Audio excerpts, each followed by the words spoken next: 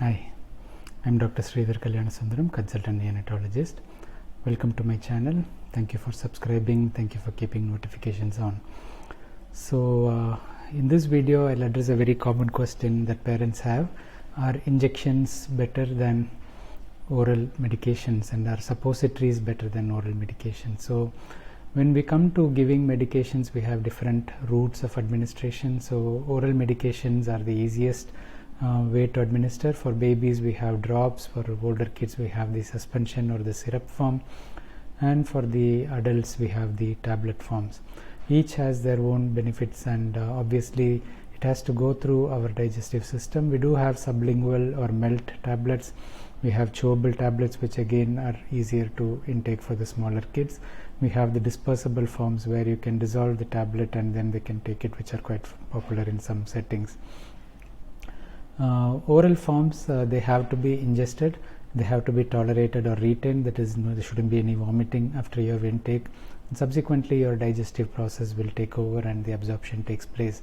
The formulations have been studied in detail, and so if you buy from a reliable company, the absorption is fairly predictable in most instances, and provided your digestive system is working normally, you should get the reliable drug in the system by 1 hour or so, sometimes even quicker. The sublingual forms or the chewable forms work faster.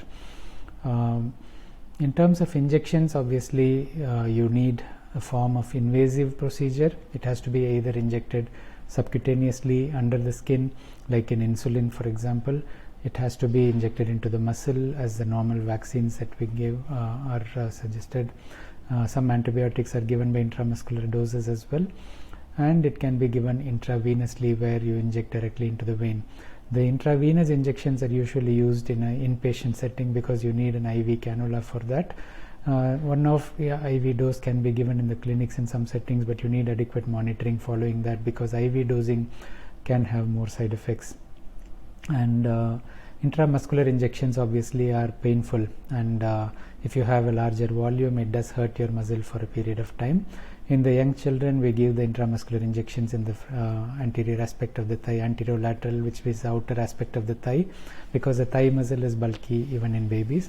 The buttock muscles develop over time, and the upper hip, the lateral part of the buttock, is where the injection is given.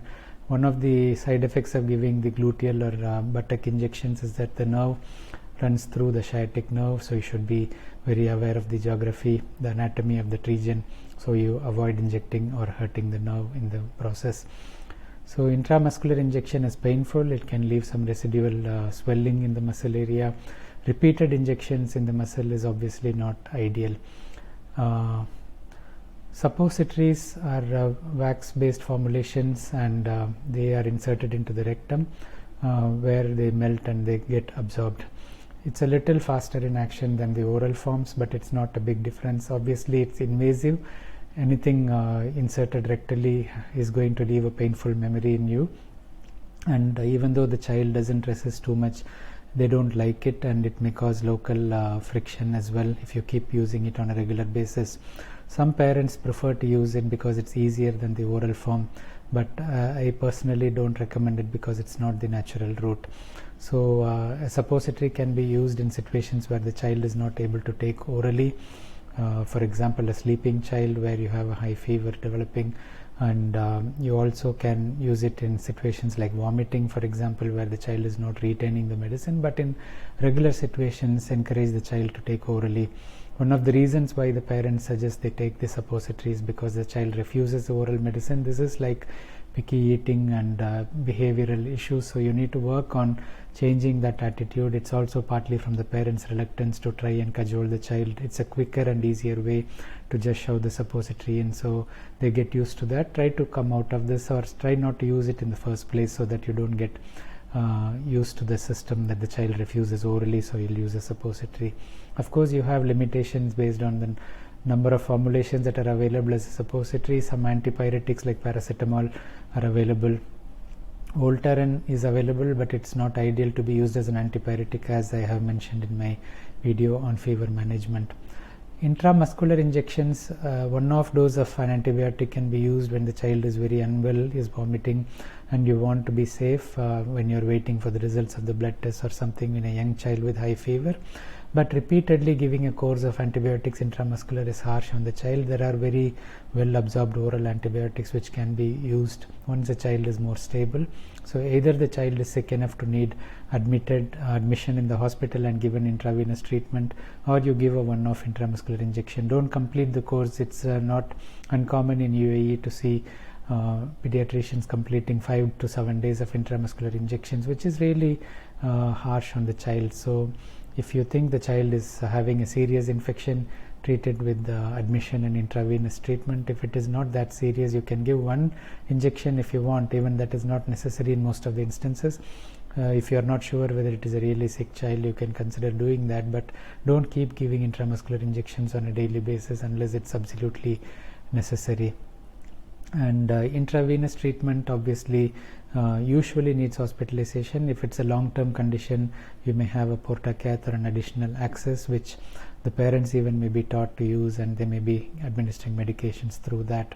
So this is just to give you an overview of the different options available for medication administration and why injections are not necessarily better than the oral forms.